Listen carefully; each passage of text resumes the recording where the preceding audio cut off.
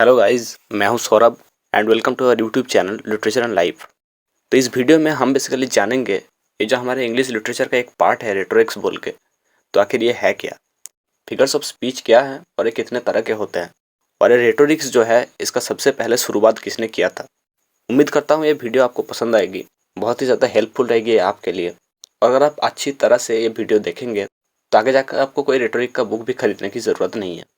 पर वीडियो में आगे बढ़ने से पहले मैं आप सभी को एक रिक्वेस्ट करना चाहूँगा कि मैं यहाँ पे स्क्रीन पे जो भी आपको दिखाऊंगा वो सारे पॉइंट्स आप अपने नोटबुक में नोट कर लेंगे, ताकि आगे जाके आप कभी भी वो नोट्स खोल कर दोबारा देखें तो आपको सब कुछ पहले जैसा याद रहे। खैर, तो सबसे पहले रेटोरिक में जो क्वेश्चन आता है वो है व्हाट इज रेटोरिक। रेटोरिक आखिर है क्या। So rhetoric is a technique of using language effectively and persuasively in spoken और रिटन फॉर्म। इसका मतलब बेसिकली ये है कि रेटोरिक एक टेक्निक है जिससे कि हम जो कुछ भी बोलते हैं या फिर लिखते हैं वो ज़्यादा इफेक्टिव हो जाए, मतलब कि वो सुनने में और पढ़ने में ज़्यादा इफेक्टिव लगे, अच्छा लगे सुनने को। बेसिकली हम सभी अपने अपने डेली लाइफ में बात करते हुए जाने अनजाने हमेशा रेटोरिक का यूज़ करते ही रहते हैं, और हम ही नहीं बल्कि दुनिया में हर कोई रेटोरिक का यूज़ करता है। बस उनको पता नहीं होता कि हम ये रेटोरिक का ये फिगर ऑफ स्पीच यूज़ कर रहे हैं अभी। जैसे अगर कभी हम मजाक मजाक में कुछ बोले या फिर कोई बात को बढ़ा चढ़ा के बोले तो फिगर ऑफ स्पीच ही होता है एक तरह से। आगे जाके मैं इलाबोरेट करके वो बताऊंगा आप लोगों को। ठीक है, चलिए एक एग्जांपल दे ही देता हूँ मैं आपको।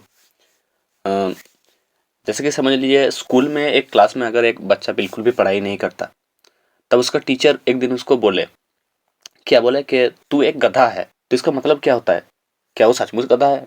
गधा नहीं है, मतलब उसकी उसका बुद्धि जो है वो गधे के साथ कंपैरिजन हो रहा है यहाँ पे। या फिर ये एक कोट है शेक्सपियर का, nature might stand up and say to all the world this was a man. तो इस सेंटेंस का मतलब क्या है, क्या सचमुच नेचर उठ के वो ये बोलने वाली है? नहीं, ऐसा नहीं होता। यहाँ पे नेचर को एक जिंदा लिविंग थिंग की तरह ट्रीट किया गया है, एक लिविंग बीइंग के साथ पर्सोनिफाई किया गया है नेचर को। और भी कई तरह के होते हैं ये फिगर्स ऑफ स्पीच, इसी के बारे में डिटेल से आइए जानते हैं। तो अगला सवाल ये है कि अगर रेटोरिक हम जो बोलते हैं और लिखते हैं उसको अगर ठीक करे, सही करे, तो ग्रामर भी तो यही करता है।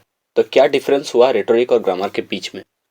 तो गाइस, ग्रामर बेसिकली हम जो बोल रहे हैं वो सही है या नहीं इसके ऊपर ध्यान रखता है, मतलब हम कुछ गलत तो नहीं बोल रहे हैं इसके ऊपर ध्यान रखता है ग्रामर।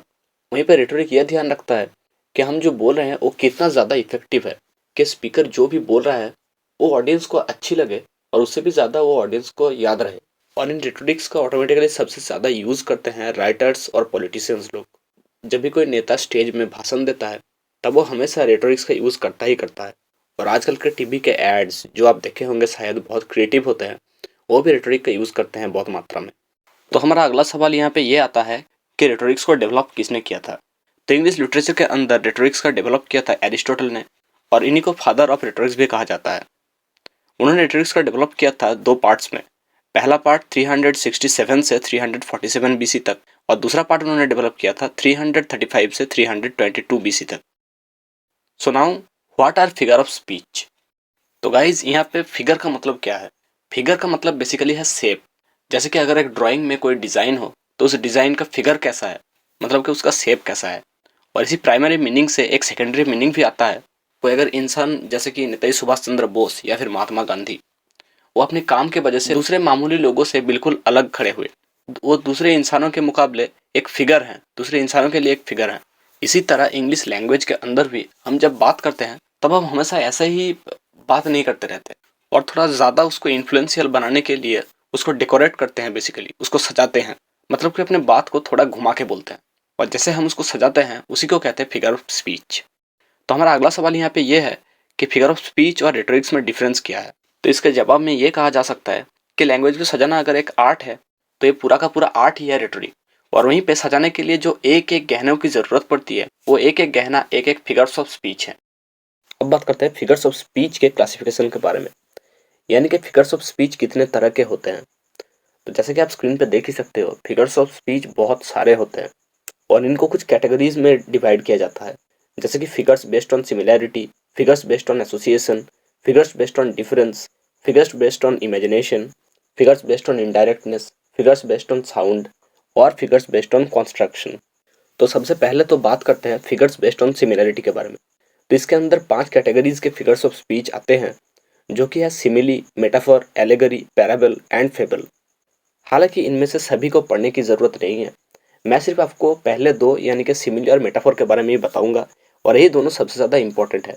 और कम से कम ग्रेजुएशन और मास्टर्स लेवल में तो यही दोनों आता है क्वेश्चन में। मैं अपने खुद के एक्सपीरियंस से कह रहा हूँ आपको। मैंने भी जब ग्रेजुएशन किया था या फिर मास्टर्स किया था, तब सिमिलैरिटी के अंदर जो भी क्वेश्चन आए थे तो इन्हीं के अंदर आए थे। अगर आप बाकी कोई भी पार्ट पढ़ना चाहते हो तो बुक खोल कर पढ़ सकते हो। हम फिगर्स बेस्ड ऑन सिमिलैरिटी के अंदर तो सिमिल और मेटाफोर के बारे में पढ़ेंगे, और बाकी भी जो कैटेगरीज है उनके सभी के अंदर जो भी इंपॉर्टेंट टॉपिक्स है उनको कवर करेंगे। अगर ये वीडियो ज़्यादा लंबा हो जाता है तो मैं इसका सेकंड पार्ट भी बना दूंगा। और अगर आप ये वीडियो 2 दिन के बाद या फिर उसके बाद कभी भी देख रहे हो तो अभी तक लिंक भी मैं नीचे डिस्क्रिप्शन में दे दिया हूँ, आप जाकर चेकआउट कर सकते हो। एनीवे, चलिए अब जानते हैं सिमिली और मेटाफोर के बारे में। तो एक सिमिली के अंदर बेसिकली 2 चीज़ें होती हैं, और उन दोनों चीज़ों के बीच में क्या सिमिलैरिटी है, क्या कुछ कॉमन है, उसके बारे में एक स्टेटमेंट दिया जाता है एक्सप्लिसिटली। एक एक्सप्लिसिट स्टेटमेंट दिया जाता है कि ये दोनों सेम है। और वहीं पे मेटाफोर के अंदर भी 2 चीज़ होती हैं और उनके बीच में क्या कॉमन है ये भी दिखाया जाता है, पर वहाँ पे कंपैरिजन इम्प्लिसिट होती है। वहाँ पे जो स्टेटमेंट दिया जाता है वो भी इम्प्लिसिट होता है। जैसे कि मैं आपको एक एग्जांपल देकर समझाता हूँ। जैसे कि success is like a tree and the rules and values are its root. तो पहले सेंटेंस में कहा गया है कि सक्सेस एक ट्री की तरह है, इसके बीच में लाइक बोल के एक वर्ड है। तो यहाँ पे ये कंपैरिजन एक्सप्लिसिटली कहा गया है, तो ये एक सिमिली है। वहीं पे दूसरे सेंटेंस में ये कहा गया है कि रूल्स और वैल्यूज रूट्स हैं। ऐसा नहीं कहा गया है कि वैल्यूज रूट्स की तरह है, मतलब कि यहाँ वैल्यूज के साथ रूट्स का जो कनेक्शन है, जो सिमिलैरिटी है, वो आपको खुद से सोचना होगा। यहाँ पे लाइक, सच, सो, सिमिलरली जैसा कोई भी वर्ड्स नहीं होता। जैसे कि अगर आपके क्वेश्चन में ये वाला लाइन आया, मिल्टन का ये कोट आया, the child shows the man as morning shows the day, मतलब कि उस बच्चे ने उस आदमी की तरफ ऐसे दिखाया जैसे कि सुबह दिन को दिखाता है। तो यहाँ पे ये जो वर्ड है एज, इससे क्लियरली पता चल रहा है कि चाइल्ड और मॉर्निंग के बीच में एक सिमिलैरिटी है। क्या सिमिलैरिटी है? यहाँ पे ये कहा गया है कि बच्चा जैसे आदमी को दिखा रहा है, मतलब बच्चे के बाद आदमी आएगा, उसी तरह से सुबह दिन को दिखाता है, मतलब सुबह के बाद दिन आएगा। और इसीलिए इन दोनों के बीच में जो सिमिलैरिटी है वो यहाँ पे एक्सप्लिसिट है, मतलब साफ साफ कहा गया है इस एज वर्ड के द्वारा। तो इसका आंसर में आपको क्या लिखना होगा? आपको कुछ ऐसा लिखना होगा, the above quote is an example of simile. There is an explicit statement of the similarity between the child showing the man and the morning showing the day. चलिए दूसरा एग्जाम्पल भी देखते हैं। Kings are like stars, they rise and set. They have the worship of the world but no repose. तो इसके जवाब में आपको कुछ ऐसा लिखना होगा, The above quote is an example of simile.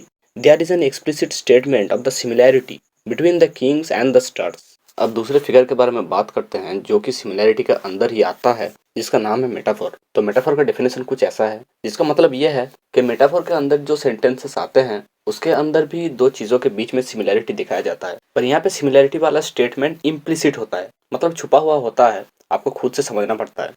इसके अंदर सो, सिमिलरली, लाइक ये सारे वर्ड्स नहीं होते जो आपको क्लियरली दिखाएंगे कि ये उसके जैसा है। जैसे कि अर्थ इज अ बॉल, अर्थ एक बॉल है, तो यहाँ पे अर्थ इसका मतलब क्या है? अर्थ क्या सचमुच बॉल है? नहीं है, अर्थ बॉल के जैसी गोल है। तो एक गोल वाला वर्ड हमें खुद से सोचना पड़ता है। तो ये जो सेंटेंस है अर्थ इज अ बॉल, ये एक मेटाफोर है। और वहीं पे इसके अंदर एक लाइक बोल के वर्ड होता, ये सेंटेंस कुछ अगर ऐसा होता कि the earth is like a ball, तो एक सिमिली होता। चलिए इसका भी एक टेक्सचुअल एग्जाम्पल देखते हैं। The tree of liberty only grows when it is watered by the blood of tyrant. तो एक मेटाफोर है। इसके जवाब में आपको कुछ ऐसा लिखना होगा, the above statement is an example of metaphor. There is an implicit statement of the similarity between the tree and liberty. अब दूसरा एग्जाम्पल कुछ ऐसा है, I can not rest from travel, I will drink life to the lees. इसके जवाब में आपको कुछ ऐसा लिखना होगा, the above statement is an example of metaphor. There is an implicit statement of the similarity between travel and drink. Friends, अगला जो कैटेगरी है वो है फिगर्स बेस्ड ऑन एसोसिएशन। इसके अंदर 4 फिगर्स आते हैं, मेटोनिमी, सिनेक्डोकी, हाइपरलाज और एल्यूजन। और इनमें से मेटोनिमी और सिनेक्डोकी सबसे ज़्यादा बेसिक और इम्पोर्टेंट है, पर इसके बारे में हम आज नहीं जानेंगे क्योंकि वीडियो ऑलरेडी बहुत ज़्यादा लंबी हो गई है। इसके बारे में हम जानेंगे अगले वीडियो में। वो वीडियो 2 दिन बाद आएगी। अगर आप ये वीडियो अपलोड होने के 2 दिन बाद या फिर उसके बाद कभी भी देख रहे हो तो इसके डिस्क्रिप्शन में ही आपको पार्ट 2 की लिंक भी मिल जाएगी, आप जाकर वो वीडियो भी देख सकते हो। और हम अगले वीडियो में बाकी सारे जो फिगर्स हैं उन सभी के बारे में डिटेल से जानेंगे, सही एग्जांपल्स और सही एक्सप्लेनेशन के साथ। और उसके बाद कुछ यूनिवर्सिटीज में आए हुए कुछ क्वेश्चंस को भी प्रैक्टिस करेंगे। पर तब तक के लिए इस चैनल को सब्सक्राइब करके जरूर रख देना। और अगर आपको लगता है कि आपके किसी दोस्त को या पहचान वाले को इस वीडियो की ज़रूरत है, इस वीडियो के नॉलेज की ज़रूरत है, तो वीडियो को उसके साथ शेयर जरूर से ज़रूर कर देना। सो बाय बाय, मैं मिलता हूं आपसे अगली वीडियो में।